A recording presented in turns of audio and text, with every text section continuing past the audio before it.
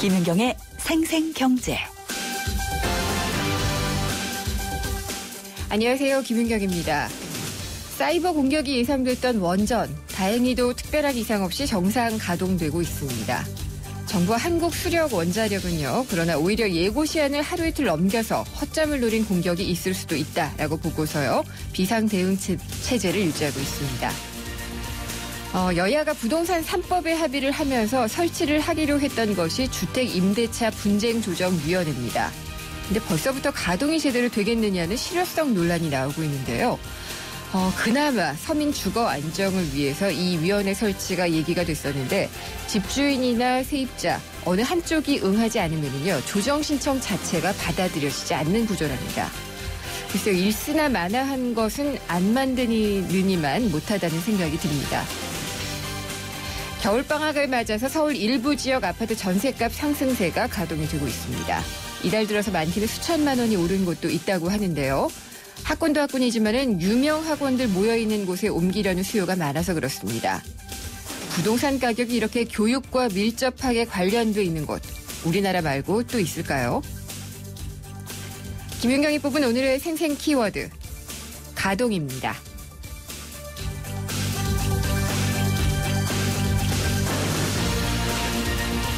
금요기획, 오늘은 2014년 한국경제 각 분야를 정리해보는 마지막 시간입니다. 지난 시간에 노동, 금융, 그리고 기업 지배구조를 알아봤고요. 오늘은 올해 트렌드에 대해서 짚어보도록 하겠습니다. 올 한 해 여러분은 무엇에 열광을 하셨나요? 셀카봉, 허니 버터칩, 해외 직구 이런 것들이 인기 있는 소비 트렌드로 떠올랐는데 어떻게 이런 것들이 유행을 할 수 있었고 또 내년에 유행할 트렌드는 과연 무엇일지 전문가들과 함께 얘기를 나눠보도록 하겠습니다. 김윤경의 생생경제 1부 시작합니다. 거기 자네 꼴을 보니 어젯밤도 달렸구만. 지금부터 받아 적게. 이태백의 숙취비책. 헛개는 기본, 특허받은 복합 원료로 숙취 해소에 강하게. 이태백의 숙취비책. 특허까지 받았으니 이태백이 강추하네.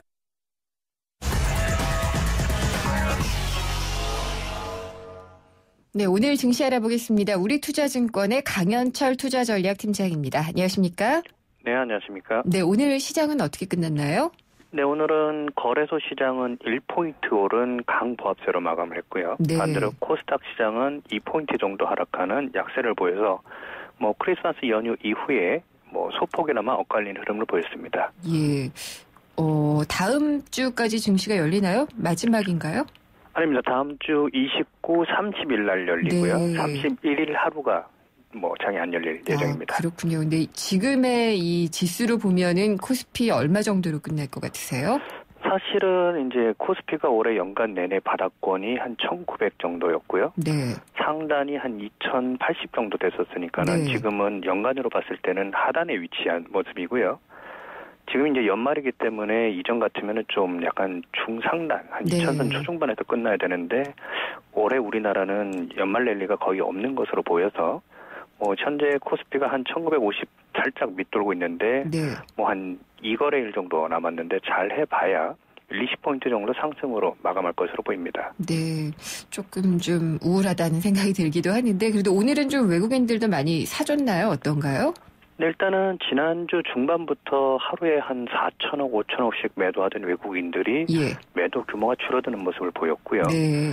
이제 연휴 들어오면서는 소폭이나마 주식을 좀 사고 있습니다. 오늘도 거래소 시장에서는 650억 원, 코스닥 시장에서는 62억 원 정도 순매수를 했기 때문에 이게 계속해서 이어질지는 아직까지 좀 더 지켜봐야 되겠지만 최근 한 2달 정도 보여줬던 매도세는 일단 끝나가는 것으로 보입니다. 네. 오늘 좀 눈에 띄는 업종이나 종목이 있었다면 어떤 게 있을까요? 네, 오늘 같은 경우에는 거래소도 코스닥도 거의 흐름이 없는 상태로 끝났는데요. 네. 특징이라고 할 수 있는 것은 대형주하고 수출 관련주들은 대부분 하락세로 마감을 했고요. 네. 시장에서 이제 좀 방어주라고 불리는 음식료나 섬유의복, 종이목재, 약간 내수 쪽에 가까운 업종들이 한 1% 내외 정도 상승을 해서 수출주보다는 내수주들이 좀 선방했던 하루로 보입니다. 이유는 있을까요?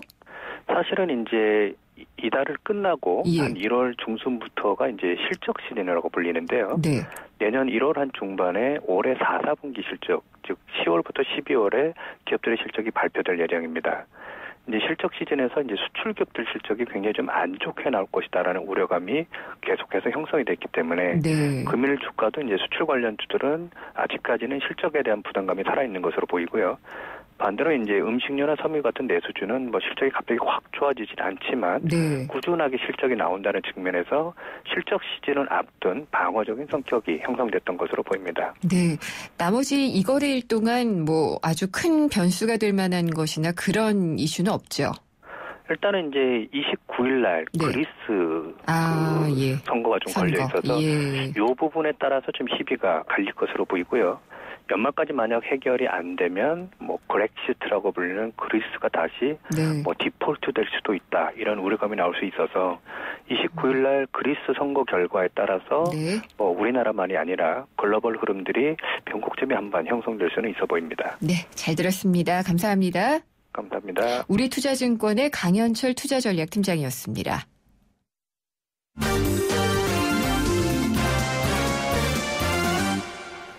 오늘의 경제뉴스 정리해보겠습니다. 한국일보 이성철 부국장입니다. 안녕하십니까? 안녕하세요. 네. 오늘의 경제뉴스라고 제가 했는데 네. 올해의 경제뉴스로 바꿔야겠네요. 예. 네, 올해의 경제를 돌아보는 5대 뉴스를 꼽으셨다고요. 예, 여러 가지 뭐 사건, 사고, 뭐 여러 가지 있었습니다만, 네. 제가 뭐 좀 기억에 남는 그리고 우리 경제의 올해 흐름을 좌우하고 있던 한 5가지 뉴스를 꼽아봤습니다. 첫 번째는 뭔가요?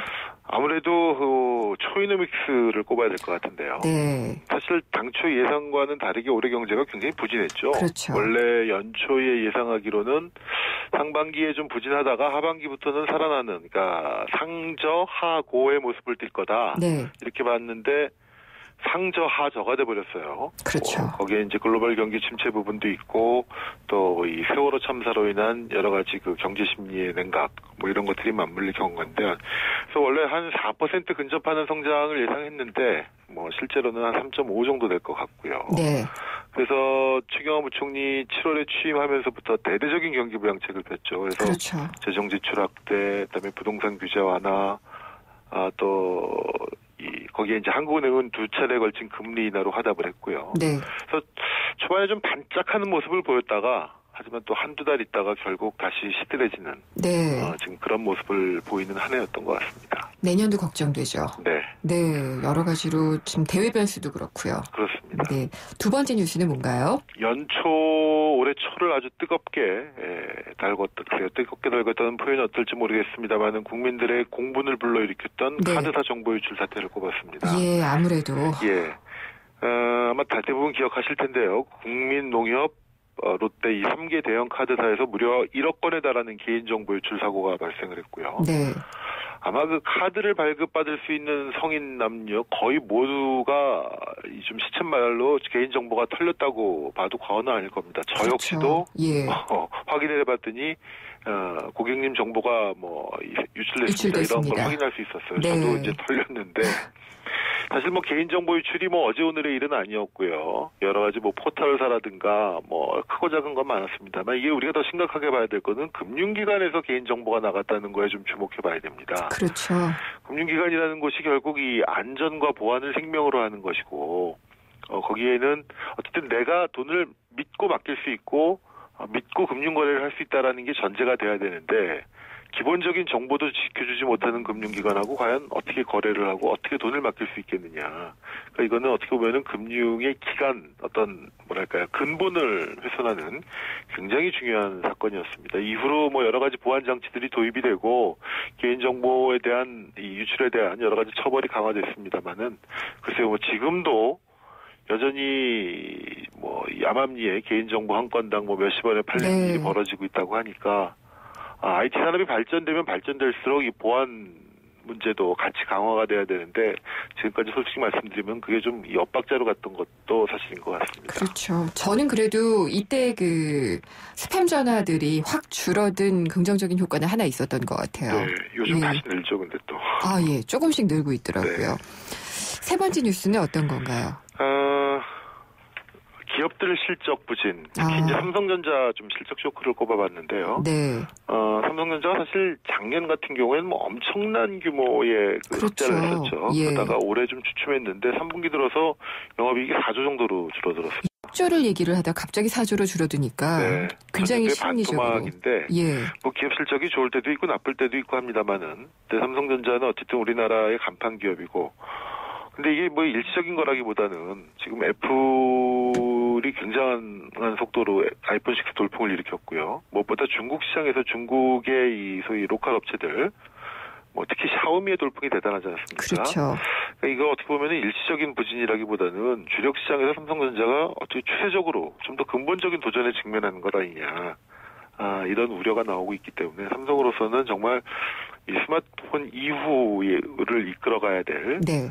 새로운 혁신 제품, 혁신 기술에 대한 근본적인 고민을 해야만 하는 상황이 된 것 같습니다. 더불어서 삼성 같은 경우에는 올해 이제 그 이건희 회장이 갑자기 이제 심근경색으로 쓰러지면서 이재용 체제를 맞이했고 이재용 체제는 어쨌든 출범하자마자 이 실적 부진이라는 아주 큰 파도를 맞고 있는 그런 상황으로 볼 수가 있겠습니다. 네. 네 번째 뉴스는 어떤 건가요? 단말기유통구조 개선법, 단톡법을 꼽아봤는데요. 네. 하나마나한. 예. 올 초 사실 이 휴대폰 시장이 거의 무법천지였죠. 예. 보조금 뭐 100만 원, 심지어 마이너스 보조금까지 네. 등장을 했었는데 그래서 사상 초유의 영업정지 사태도 있었습니다. 하지만 이런 제재만으로는 안 돼가지고 근본적으로 좀 질서를 바꿔야 되겠다고 그래서 이 단통법이 도입돼서 보조금 지급을 엄격하게 제한하고 또 투명하게 하고 또 가격 거품을 빼고 또 단말기를 바꾸지 않는 장기 가입자들에게 혜택을 주고 하는 이런 취지로 도입이 됐는데 도입되자마자 소위 그 아식스 대란이라고 하는 네. 아이폰 6의 과다 휴대폰 보조금 지급 문제 때문에 이 단통법 이 무력증에 대한 얘기도 나오긴 했습니다만, 근데 저는 이거는 조금 시간이 지나면은요, 한꺼번에는 안 되겠지만, 조금씩 그래도 휴대폰 시장이 정상화되는 네. 계기는 되지 않을까 하는 좀 기대를 갖고 있습니다. 네. 다섯 번째 뉴스는 어떤 걸 꼽으셨나요? KB금융 내분 사태를 꼽아봤는데요. 네. 이 전산기 교체 문제로 그 KB금융 지주의 임영록 회장 또 은행의 이건호 행장. 네. 그러니까 금융 이 그룹의 넘버원, 넘버2가 그야말로 사활을 건 싸움을 벌이는 그러게요. 예. 그런 모습을 보였고 결국 이 파장으로 두 분 다 물러났고 또 뭐 직접적인 연관성 여부도 모르겠습니다만은 그 전체적인 감독 책임 때문에 최수영 금융감독원장도 물러나게 됐는데 뭐 KB에서 일어났던 뭐 불성사나운 사태이긴 합니다만 이것이 결국 우리나라 금융회사들의 어떤 근본적인 지배구조의 문제점을 드러내는 것 아니냐. 네. 그리고 정부 지분이 하나도 없는 이 KB에서 결국 서로 다른 경로로 행장들, CEO들이 임명이 되는 바람에 결국 그 과정에서 리더십의 어떤 충돌, 붕괴 이런 것이 나타난 게 아니냐. 그러니까 금융사 지배구조에 대한 어떤 재편 필요성을 한번 일깨워준 그런 사건이라고 하겠습니다. 잘하자고 지주회사 체제 도입을 했더니 또 이런 식으로 됐기 때문에 근본적인 또 회의도 왔었고요. 그렇습니다. 네. 그 밖에도 좀 뉴스들이 여러 가지가 있었는데. 뭐 여러 가지 건이 있었습니다만 좀 인상 깊었던 거는 현대차가 10조 원을 주고 한전무실을 산 것도 네. 놀랄만한 뉴스 중에 하나였고요. 역시 현대차다 이런 생각을 좀 했고요, 전. 예. 또 하반기 들어서 유가가 폭락한 것도 우리 경제에 네. 많은 영향을 미치는 변수였고 또 한국과 중국 간의 FTA가 체결된 부분. 네. 또 쌀이 관세화로 전환이 된 부분. 그렇죠. 통상 쪽에 관련해서는 이 두 가지가 굉장히 큰 이슈였던 것 같은데. 네. 글쎄 내년에는 조금 좀 좋은 뉴스, 밝은 뉴스가 좀 이 경제 뉴스를 장식하기를 좀 기대해 보겠는데 어떨지 모르겠습니다. 그 내년 경제 뉴스 중에 이것 하나는 좀 주목하면 좋겠다. 뭐 뉴스라기보다는 아이템이 될까요? 네. 하나 좀 이렇게 던져주실 만한 건 없을까요? 일단은 경기 회복 여부가 제일 관건이고요. 네. 개인적으로 좀 주목해 봐야 될 거는 지금 올해 경제 운영 방향에서도 밝혀졌지만 노동개혁. 예. 그 중에서도 이제 그 정규직에 대한 과보 철폐 문제가 추경호 부총리가 굉장히 강조를 했는데. 네. 그리고 노사정위원회에서 아마 이 문제를 다루게 될 텐데 굉장히 예민한 문제여가지고 내년에는 이 노동개혁 이슈가 굉장히 중요한 변수가 되지 않을까. 그만큼 뜨거운 감자이기도 하고 네. 변화가 올 경우에 모든 직장인들한테 관련이 되는 부분일 수도 있기 때문에 이 부분을 조금 좀 주목해봐야 되지 않을까 싶습니다. 알겠습니다. 올 한 해 이성주 부국장께서 한숨을 굉장히 많이 쉬셨거든요. 그렇죠. 네, 한숨 많이 쉬었고 그다음에 또 모르겠다 이 말씀 많이 하셨어요. 그러니까 뭘 내놨는데 대책에 대한 효과는 모르겠다 이렇게 말씀 많이 하셨는데 네. 새해에는 그런 한숨과 모르겠다가 좀 줄어들 수 있기를 뉴스가 도와줘야겠죠? 그렇습니다. 네. 알겠습니다. 연말 잘 정리하시고요. 한 해 동안 감사했습니다. 네. 한국일보 이성철 부국장이었습니다. 자원도 기술도 자본도 없었지만 도전 앞에 불가능은 없었습니다. 자원은 유한하지만 창의는 무한하기에 포스코의 끝없는 도전주의는 결코 멈추지 않습니다. 위대함을 향해 갑니다. 포스코. 어르신들의 근육을 풀어드리고 싶다는 몸짱 트레이너들. 기프트카 쉐어링을 신청해 강원도 유촌리 마을을 찾았답니다. 아이 시원하다. 아이 시원하다. 기프트카 덕분에 표정까지 확 풀리셨네요. 누구나 이용할 수 있는 모두의 차 기프트카 쉐어링. 기프트카 홈페이지에서 신청하세요. 현대자동차 그룹. 생생경제 1부 함께 하셨습니다. 한 해 경제뉴스를 정리해보니까 비로소 연말 분위기가 좀 난다 이런 생각이 드는데요. 잠시 후 2부에서는 책과 영화로 보는 경제가 준비가 되어 있습니다. 경제신간에서는 매년 세외 계획만 세우고 작심삼일로 끝나는 분들, 저를 포함해서 많을 걸로 예상이 되는데요. 좋은 책 소개해드리겠습니다. 습관의 재발견을 알아보겠고요. 경제영화관에서는 올해 최고의 화제작이 됐죠. 인터스텔라. 이 영화를 통해서 화폐의 시간적 가치를 알아보도록 하겠습니다. 잠시 후 2부에서 뵙겠습니다.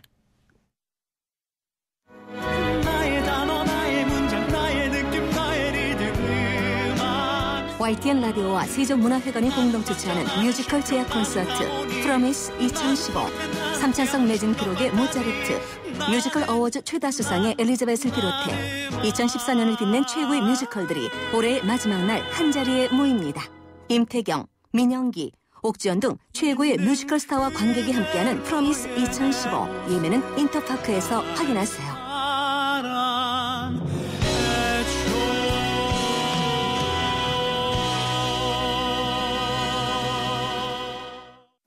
한발 빠른 경제 뉴스, 한 뼘 깊은 경제 이슈, 한 번 물면 놓치지 않는 끝까지 가는 인터뷰. 지표 MC 김윤경의 생생경제.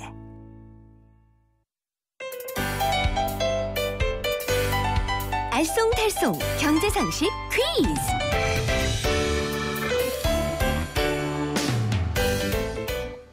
안녕하세요. 경향신문 조미덕 기자입니다. 경제상식을 재미있는 퀴즈로 풀어보는 코너 경제상식 퀴즈인데요. 정답을 아시는 분은 짧은 문자 50원, 긴 문자 100원이 부과되는 휴대전화 문자메시지 우물정 0945번, 우물정 0945번으로 보내주세요. 추첨을 통해 경제신간 그리고 생생경제에서 마련한 선물을 드리겠습니다. 퀴즈입니다. 펀드의 한 형태인데요. 펀드에 참여할 사람을 공지해서 모으는 공모펀드와 달리 사적으로 아는 사람을 모아서 만드는 펀드를 말합니다. 펀드로 자본을 모아 기업을 인수하기도 하고 주식에 투자하기도 하죠. 외환은행을 인수하기도 했던 론스타가 대표적인 이 펀드인데요. 영어 약자로 PEF라고 부르기도 하는 이 펀드는 무엇일까요? 1번 여성벤처펀드, 2번 사모펀드, 3번 기초노령연금. 정답을 아시는 분은 짧은 문자 50원, 긴 문자 100원이 부과되는 휴대전화 문자메시지 우물정 0945번, 우물정 0945번으로 보내주세요. 추첨을 통해 경제신간 그리고 생생경제에서 마련한 선물을 드리겠습니다.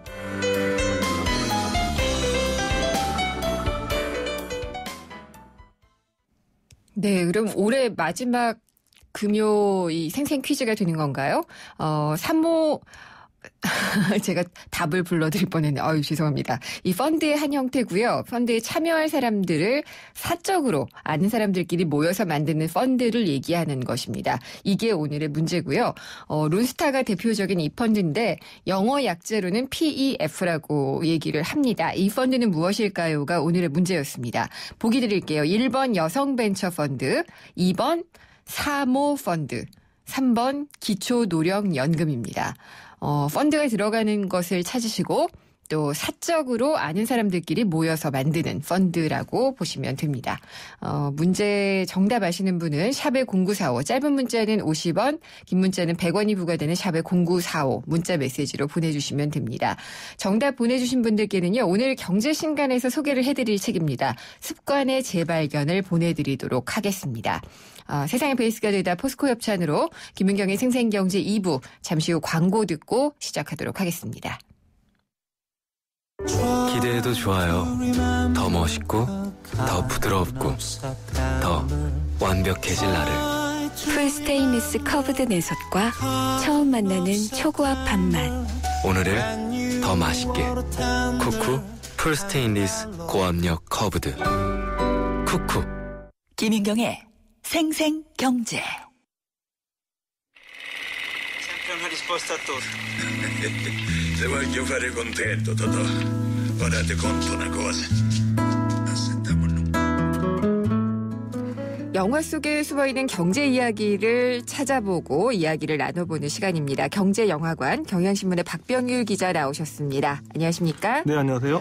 한 해가 저무네요. 네. 그럼 저희도 경제영화관이기는 하지만 네. 최고의 영화와 최악의 영화 이런 거 한번 정리해봐야 되지 않을까요? 네. 예, 저 이런 거 좋아해요. 올해 최고의 영화는 박병율 기자 선정 최고의 영화 어떤 것이었나요? 글쎄요. 다 좋은 영화들이 참 많았던 것 같은데. 네. 저는 개인적으로 변호사가 참 괜찮았던 영화였던 것 같습니다. 그게 올해였나요? 네. 작년 말부터 올해 저까지 넘어갔던 영화죠. 변호사. 오늘은 어떤 영화인가요? 네.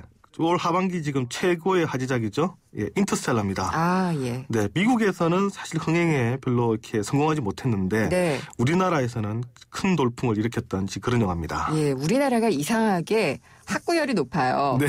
그래서 좀 이 물리학에 대한 책도 같이 덩달아서 많이 팔린다고 하더라고요. 네, 그렇죠. 그리고 이 감독 제가 굉장히 좋아합니다만 네. 많은 분들이 좋아하잖아요. 크리스토퍼 놀란. 그렇죠. 네.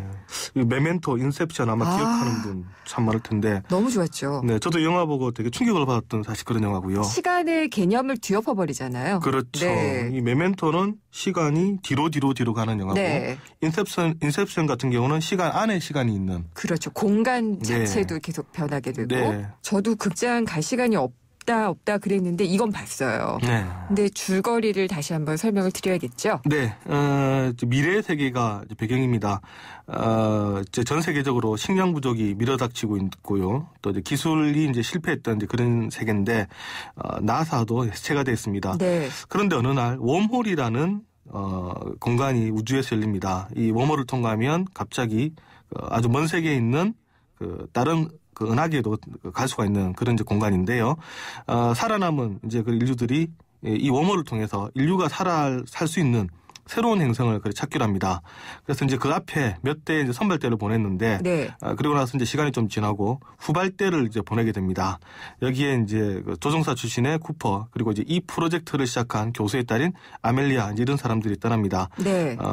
과거에 이제 앞서 나갔던 선발대들을 찾아서 정말로 그 행성이 살만한 행성인가, 그것을 확인하고 돌아와라. 이런 이제 프로젝트를 수행하는 그런 영화입니다. 네.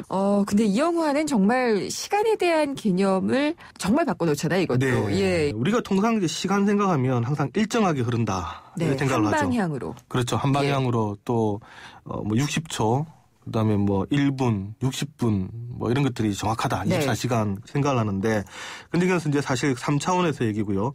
이게 이제 4차원, 5차원으로 가면 이제 시간도 운동량처럼 어떤 이제 물리량이 된다. 즉 때로 빨리 흐르기도 하고 때로 늦게 흐르기도 한다. 네. 이게 바로 이제 아인슈타인의 그 상대성 이론입니다. 이 이론을 가지고 이제 만든 영화인데요. 아인슈타인이 이제 그런 얘기했었죠. 예쁜 연인과 같이 있으면 시간이 엄청나게 빨리 흐르는 것 같다. 네. 그래서 시간은 절대적이지 않다. 네. 이랬는데요. 그 아인슈타인의 이론을 보면 속도가 빨라지면 시간이 느리게 간다. 또 중력이 센 곳에서도 시간이 느리게 간다. 이렇게 얘기를 하고 있습니다. 네. 그 예전에 슈퍼맨 영화 보면 슈퍼맨이 빛의 속도보다 더 빠른 속도로 지구를 도니까 과거로 돌아갔다. 맞아요. 예, 그런 장면이 있었죠. 이게 바로 이제 아인슈타인의 그 상대성 이론을 이용했던 그런 영화입니다. 근데 이제 이 영화에 보면 이제 밀러 행성이라고 나오는데요. 맨 처음 갔던 행성이죠. 네, 웜홀을 통과해서 딱 찾아갔더니 이 행성의 1시간이 지구의 17년간 맞먹습니다. 전 이게 굉장히 충격적이었어요. 네. 예. 이 행성의 이제 중력이 지구보다 세기 때문에 그래서 이제 시간이 느리게 한다. 이렇게 얘기를 하는데요. 그래서 이제 이 행성에 4시간만 있으면 4728. 네. 한 순식간에 28년이 흘러버립니다. 주인공이 막 빨리 오고 싶어서 조바심을 막 내잖아요. 네. 여기서 시간을 많이 끌을 경우에 지구에 돌아오면 아들과 딸이 이미 죽어가지고 없어지기 때문에 그렇죠. 네, 빨리 돌아가겠다 이런 건데요. 네, 이런 영화죠. 그러면은 경제 이야기를 시간과 아마 맞물려서 설명을 하실 것 같네요. 네. 이 시간, 사실 우리가 지금 살고 있는 경제의 근간이 이루는 게 바로 시간이다. 네. 그리고 그게 시간이 낳은 시스템이 바로 금융이다. 이렇게 보실 수 있을 것 같습니다. 만약에 시간이 좀 불규칙하게 흐른다. 이러면 현재 금융체계는 있을 수가 없겠죠. 간단한 이자율부터요. 그렇죠. 예. 이자율 계산이 불가능해집니다. 그렇죠. 또 감가상각도 불가능해지죠. 예. 예, 우리가 세계장부 만들 때 몇 년에 얼마씩 감가상각이 떨어진다 이러는데 네. 시간이 빨리 가고 느리게 가고 할 수가 없습니다. 또 기업에 대한 가치평가라든가 특히 할부도 그렇죠. 네. 6개월 할부 있을 수가 없습니다. 돌아갈 수도 없고요. 그렇죠. 이런 것을 경제에서는 화폐의 시간적 가치 이렇게 또 정의를 합니다. 네. 즉 화폐가 시간에 따라서 다른 가치를 갖게 되는 건데 이렇게 다른 가치를 갖게 되는 것 그리고 우리가 예측을 할 필요가 있는데요. 이것은 이제 시간이 일정하게 흐른다. 이 개념에서 되는 겁니다. 사실 이자라는 개념이 우리가 가만 생각을 해보면 미래 시간의 가치다 이렇게 또 설명을 합니다. 그 시간만큼의 돈을 내는 거죠. 그렇죠. 예. 원래는 오늘 내가 돈을 써야 되는데 네. 그걸 쓰지 않고 견뎠으니까 네. 거기에 대한 보상으로 주는 게 이자다. 이게 바로 금융의 원리입니다. 맞아요. 근데 이 사람들의 심리라는 것은 지금 눈에 보이는 구체적인 것을 좋아하기 때문에 그렇죠. 미래를 위해서 돈을 이렇게 묻어두는 것보다는 지금 당장 쓰고 싶다. 네. 이런 욕망에 시달리잖아요. 그렇죠. 이제 거기서 이제 바로 이자라는 개념이 나오는데요. 예. 역시 이제 사람의 생명은 요한하기 때문에 지금 바로 쓰는 게 미래 쓰는 것보다는 안전하다, 합리적이다 생각하겠죠? 생물학적으로는 그렇군요. 그렇죠. 네. 그리고 또 미래에 돈을 쓰게 되면 아무래도 이제 인플레이션이 있기 때문에 내 돈 가치가 떨어진다. 이런 생각도 하고 있고요. 또 우리가 지금 당장 투자를 하면 당장 수익 창출을 할 수 있는 기회가 있는데 미래에 어떻게 보면 유보를 한 거니까 네. 일종의 이제 기회비용으로 지금 갖겠다 생각도 합니다. 또 이제 미래에 돈을 쓰게 되면 어떻게 될지 모르니까 경제학에서 말하는 이제 리스크가 생기니까요. 네. 이 리스크에 대한 비용을 지금 현금으로 갖겠다.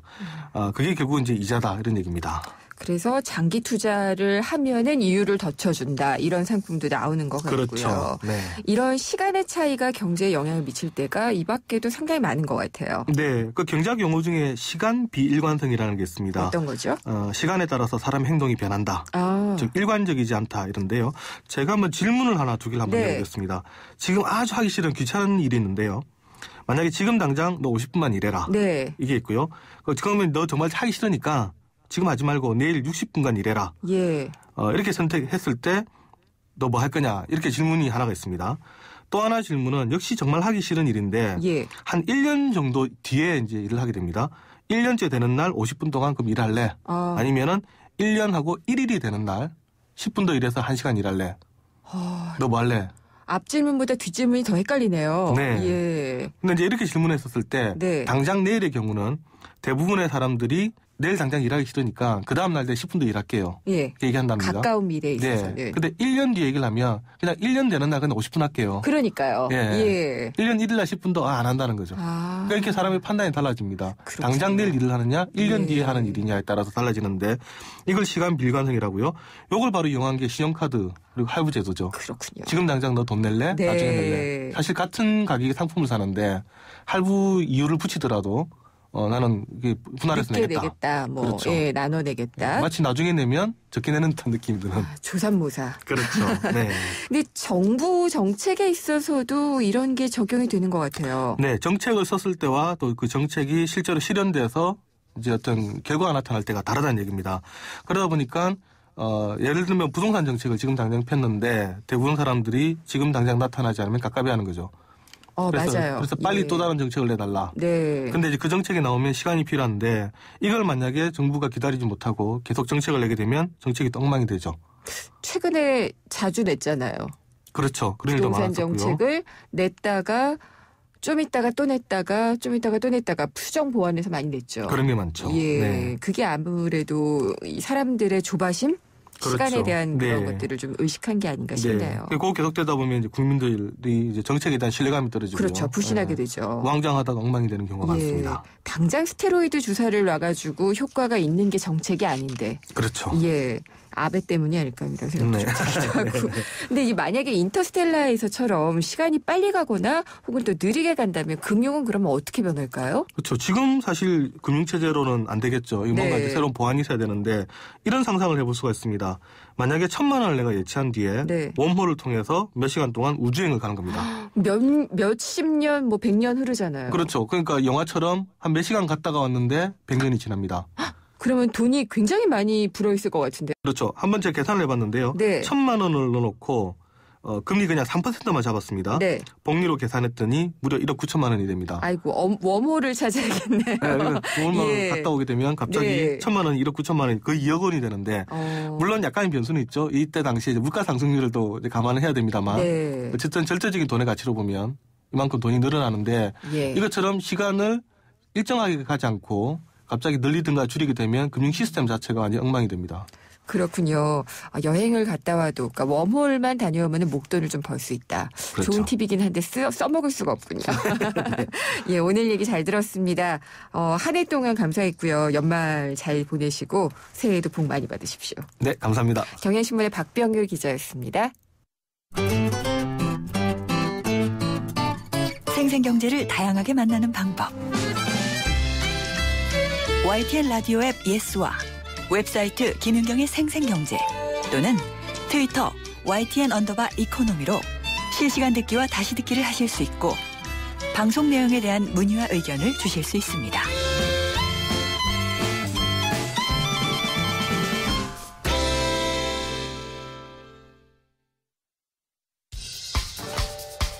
생생경제가 뽑은 이 한 권의 책, 화제의 경제신간. 금요일마다 만나는 경제신간입니다. 홍순철 북칼럼니스트 나오셨습니다. 안녕하십니까? 안녕하세요. 예, 오늘은 어떤 책을 소개해 주시나요? 예, 습관의 재발견이라는 제목의 책입니다. 연말이라서 뽑아오신 거죠? 예, 아무래도 이제 연말 연시가 되면 이런 류의 책들이 좀 많이 나오는 편이에요. 예. 올해 1월에 세웠던 목표 가운데 기억나는 거 있으세요? 전 목표 자체를 안 세웁니다. 왜 그러세요?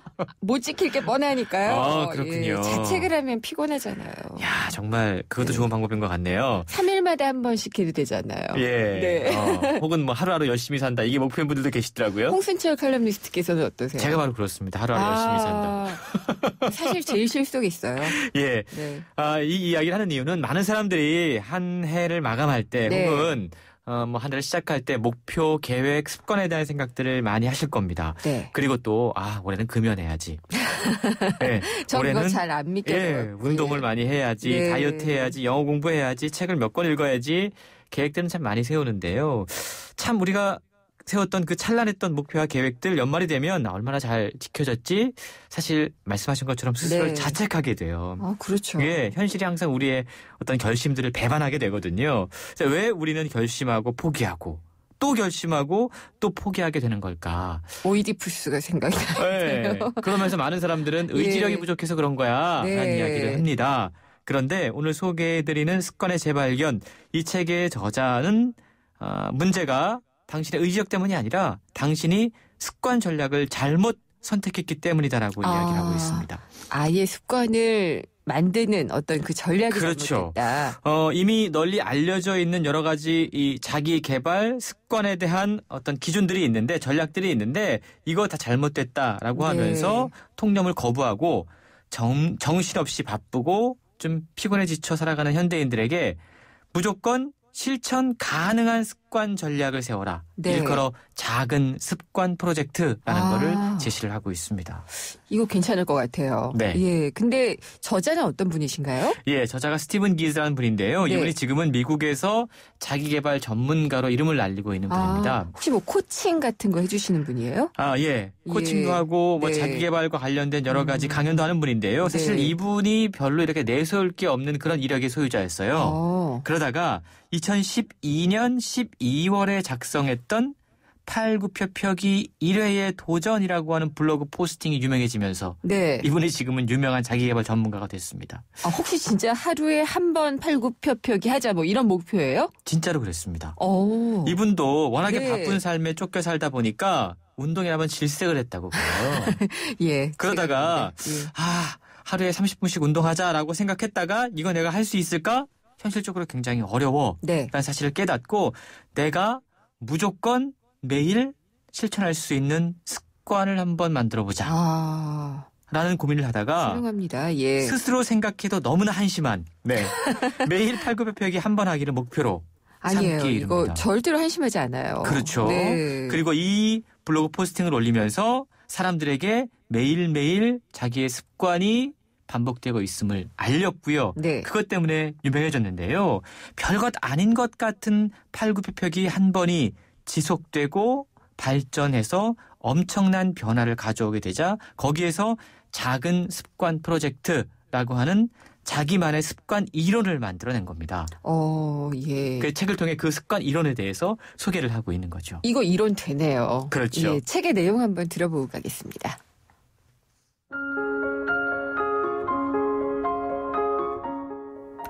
(30분이라는) 제법 긴 시간 동안 땀을 뻘뻘 흘리며 힘들게 운동하는 대신 팔굽혀펴기를 딱 한 번만 한다면 어떨까? 더 해야 할 의무 같은 것은 없다. 그저 딱 한 번만이다. 그것이야말로 에베레스트산 같은 운동의 진정한 반대 개념이었다. 이 아이디어에 절로 웃음이 났다. 그랬다. 실제로 난 픽하고 실소를 터뜨렸다. 어쩌면 이렇게 한심할 수가. 팔굽혀펴기 한 번으로 무슨 효과가 있담? 그보단 훨씬 더 많이 해야 한다고. 하지만 원래 야심찬 계획으로 돌아갈 때마다 실패하지 않았던가. 고작 30분 운동하는 것도 질리도록 실패했으니 이제는 믿져야 본전이었다. 까짓거 팔굽혀펴기 딱 한 번만 하자. 그래서 나는 그 자리에서 바닥에 엎드려 팔을 한 번 굽혔다 폈다. 그리고 그것이 내 새로운 인생의 시작이었다. 도저히 목표를 실천할 만한 상황이 아닐 때에도 의지력이 정말로 형편없는 나 같은 사람도 목표를 달성할 수 있다면 그것이야말로 최상의 전략이다. 또한 이 전략은 내 경험뿐 아니라 의지력에 과하게 기반을 두고 있다. 작은 습관은 최소한의 의지력을 발휘해 최대한의 가속도를 얻도록 만들어져 있다. 정말이지 완벽한 시나리오가 아닐 수 없다.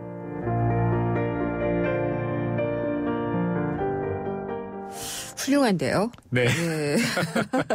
그러니까 딱 한 번만 하자 그러면 어쨌든 한 번은 하니까 그렇죠. 두 번 하고 세 번 하고 조금 더 하고 이런 날도 분명히 있을 거잖아요. 맞습니다. 예. 그러니까 우리가 낭독에 들은 내용 가운데 그런 표현이 있잖아요. 최소한의 의지력을 발휘해서 최대한의 가속도를 얻는 습관이라는 게 사실은 이래야 되는 거거든요. 맞아요. 예. 이 작은 습관 프로젝트라고 하는 것 매일 아주 사소한 긍정적인 행동을 하는 겁니다. 긍정적인 거예요. 예, 뭔가 변화하고 싶은 방향으로 나아가야 된다는 거죠. 네. 예를 들어 내가 몸짱이 되고 싶다라고 하면 이렇게 저자처럼 하루에 한 번 팔굽혀펴기를 하라는 겁니다. 시작하라는 거죠.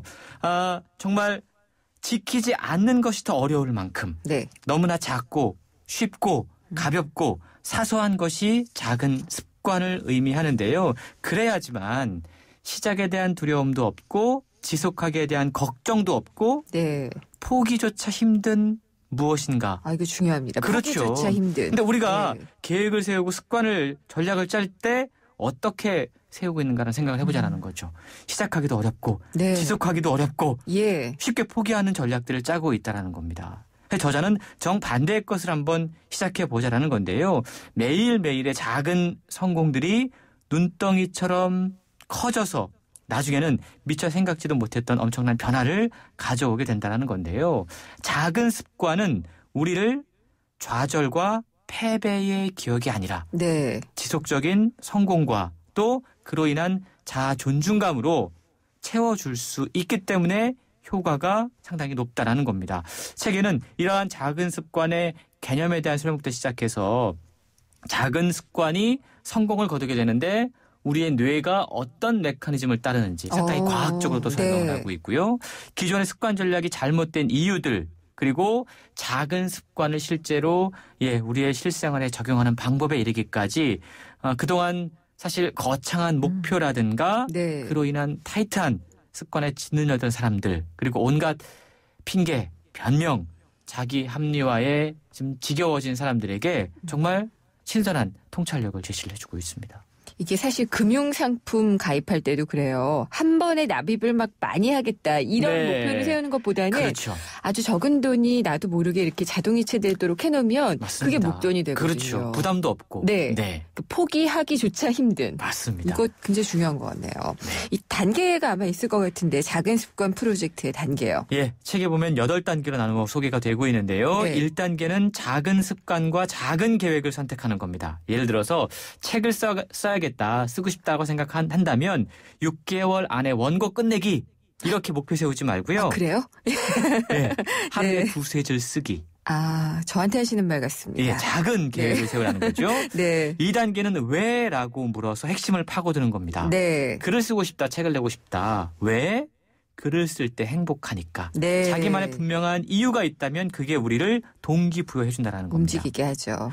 3단계는 습관 신호를 결정하는 건데요. 어떡해요? 예를 들어서 시간이 됐건 예를 들어 월수금 저녁 7시 혹은 어떤 행동이 됐건 점심 먹은 뒤 이렇게 이때는 내가 움직여야 될 때다라는 것을 자기 자신에게 알려주는 신호를 만들라는 겁니다. 4단계가 보상 계획을 세우는 거예요. 성공을 자축하면서 자신을 끊임없이 칭찬해 주는 게 이 습관을 오랫동안 지속하는 데 도움이 된다라고 그럽니다. 맞아요. 칭찬. 이거 스스로에게도 좀 해줘야지 될 부분이 분명히 있고요. 그렇죠. 나머지 그러면은 4단계는 어떤 건가요? 5단계도 중요합니다. 꾸준히 표시하기라는 건데요. 달력을 마련하라라고 이야기합니다. 왜 월별로 돼 있는 거 있잖아요. 여기에 내가 실천했을 때마다 X 표시를 하는 거예요. 혹은 가시성이 높은 것에 내가 매일매일 꾸준히 하고 있다라는 걸 기록하는 겁니다. 이걸 눈으로 보면 시각적인 자극이 돼서 훨씬 더 오랫동안 습관을 지속할 수 있다고 그러고요. 이것도 동의합니다.